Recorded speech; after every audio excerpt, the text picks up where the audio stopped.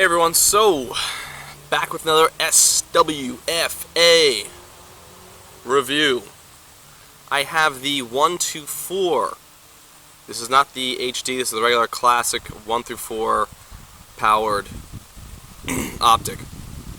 And I'm a big fan of this guy. I got this for AR platforms and it performs just like any other SWFA. I'm going to go over the pros, the cons. First, it was close to, I want to say $4.99. Wasn't cheap. But I know, if you've seen my other reviews on SWFA, they have just, they are rock solid products. They will not fail you. Very, very sturdy, well-made optics. Okay.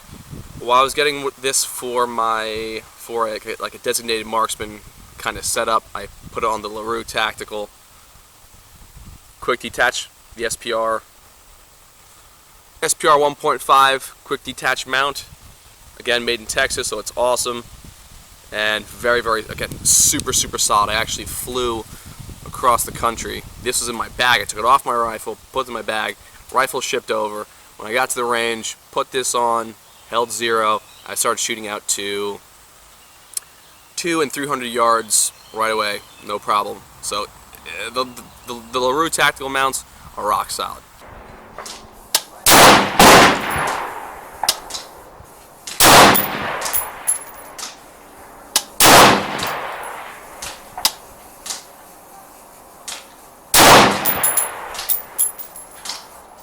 I'm a huge fan of those. Into the specs of this little guy here. You have 1-4 adjustable eyepiece here, right? So what's cool is you have this knob. You can see that there. It's a big knob, big enough to really get on there. Sometimes they actually comes with 2 other sizes for different size knobs. I like this one. It's a medium size, works well, doesn't get snagged on anything. It's big enough to catch. Okay. It has the adjustable eyepiece right here, so you can, adjust for any focus there. It uses the mill. I have the mill turrets, so this goes just like any other SWFA optic. All right, you have the windage and the elevation, and very audible clicks. Now, I don't use these. I don't use the turrets. I don't use the elevation. And I don't use the windage at all, because with the reticle that this has, I use holdovers, and for a designated marksman style setup, you're not going to be dialing elevation. Oh, he's at 350. Let me dial, 1.3 mils, whatever mils it is. You're going to hold over. You need to know your holdovers on that reticle, which means you need to get a decent reticle that you can do that with. Another cool thing about this is it is illuminated. You have the settings here. It also has a compartment right here. Let's see if I can open that up to show you. So this outside piece here will open up. And boom, we got a battery. Okay, so if you ever run out of battery power, you got an extra spare battery. That's pretty cool, and it's watertight, super solid. You're not going to have to worry about anything going wrong with that. If the battery does fail, you still have the regular reticle still there. It's not like there's nothing there. It's just you can't illuminate it, which I don't really use the illumination anyways.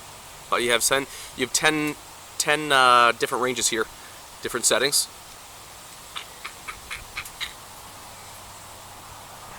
So basically, all that does is it illuminates. There's a let's see if we can see in here.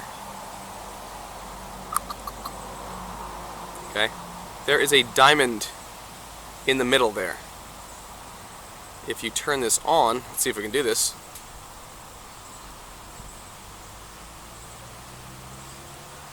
Now you might see it's red. This is awful. And off. Okay, look at that middle triangle there. So it's going to be hard to see. I'm going to show you. I'll pull up a better view of that, because it's going to be hard to see through the actual reticle when you're on this camera. It's just not picking up. But what I like about it is, in between each setting, it turns off. So there's an off, and then it's 9, then it's off, then it's 10, then it's off, then it's 1. Okay. So the cool thing is, you don't have to go all the way to 10 and then bring it all the way back to off. You just you don't want you're on setting 10 and you don't want to go all the way back down. Just one little switch. Okay. Now it's off. Pretty cool. I like that. It's those little things that I like. So let's go ahead and actually take a look at the reticle on this guy. All right. So inside you'll see that it's marked with, it has hash marks for every mil, for the going to the right and down below. Right above that triangle, that triangle with a dot, is a ranging estimation. So that's basically, you see at 200 yards, that's how wide a human torso would be. It's about 18 inches estimated at 200 yards. So if you put that line up against someone, okay, that person's at 200 yards. Then we go into 300, same thing, 300 yards. 400 yards, all the way down to 800, kind of iffy. So what I do is, I'll estimate the target, right? I'll use those ranges, those lines, and then what I'll do is, I already have designated marks. I know the holdovers, so I use that bottom elevation, and I do a holdover for the 400, 500, and 600 yards. With this optic, I was shooting freehand and using just this regular reticle at 200, 300, and 400 yards. No problem. 400 was getting tough. 200 and 300, no problem. I was shooting offhand, just standing up, using this, and some good trigger control. It's not anything like the Burris. It's not the Burris, but it's not bad. For $78, why don't you shoot this? Look, roll. Do what? Why don't you shoot this? That's okay. So I was offhand shooting at 200 and 300 yards, and I hit most of them, so that's good. This scope is going to get you out there. This will get you out pretty far. 800 yards would be pushing it. You can do it. I want to say you will be pushing it with a 4 power scope. It's just getting on that target is going to be hard, and it's not going to be hard. But if you're using it 223, it's going to be getting out to 800 yards with a 4 power at 223 will be a challenge. Let's just say it'll be a challenge. You can do it. Have some fun with it, right? So the cons of this, it's not super light. It's not super light. It's not as light as a red dot. It has more glass. It's going to be heavier. It's a heavy construction, but it's not super heavy. But it is not super lightweight. Another con about this, the reticle on the inside, that diamond with the dot. I'm not a huge fan of it. Really, for smaller targets, it kind of covers the target. I don't know if that's if you're shooting at small targets, because at longer distances you're going to be holding over anyways. So it's really mostly just for small targets up close. It kind of covers it and obscures it a little bit. I don't like that, but again, it hasn't caused any major issues. I can still get on target. I can still hit targets. Not a big deal. So that's not a huge deal. It's once you get your zero, once you get zeroed in. I had a problem with these turret screws. I was using these this is the first SWFA I've used on a semi-automatic rifle. With the repeated shootings, these screws just work their way and just walk their way out of the turret. I actually lost one. SWFA was nice enough to send me a replacement screw, turret cap screw. So that was great. But they will walk out on you. Once you get your zero in, get some blue Loctite. Okay, once you get your zero and you zero those caps, put them back on, blue Loctite, screw them back in. They'll stay in there. That's what I had to do. Not a problem after that. Besides for that, I mean, it's a great optic. A very good optic. Again, when you're going with SWFA, you're getting quality. You're getting quality at a great price. And that, to me, is what matters, because you can spend $1,000, $2,000 on an optic. What are you getting? You're getting better optic quality. You're getting better glass. Okay, you're getting better construction. You're getting great glass and great construction with this. Again, it's one of those things where to get better, you're going to be spending, like a better brand, you're going to be spending another a couple $100 at least. You know, that's what it is. So.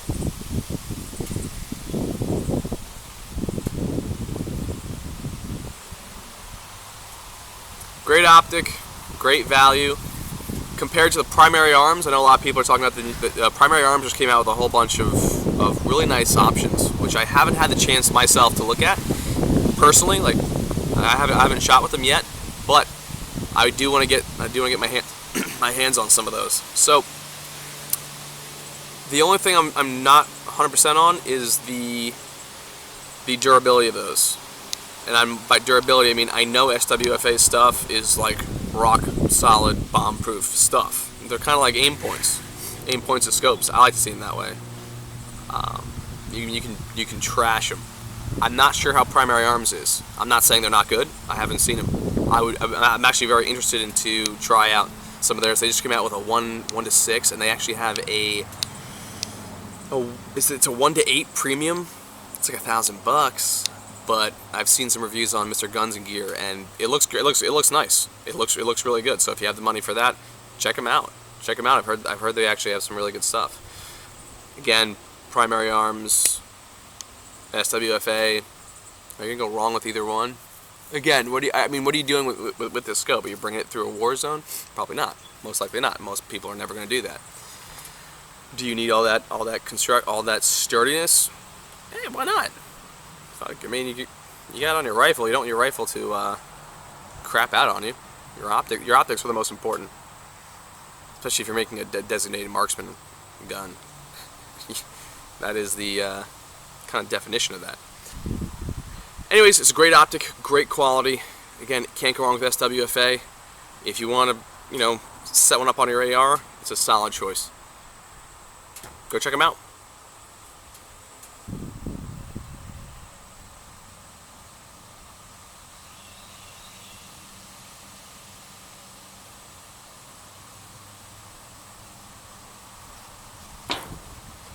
We got some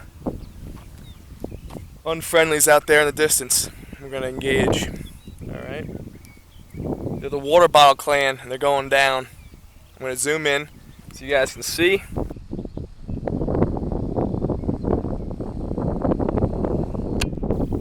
There they are. Those sons of bitches.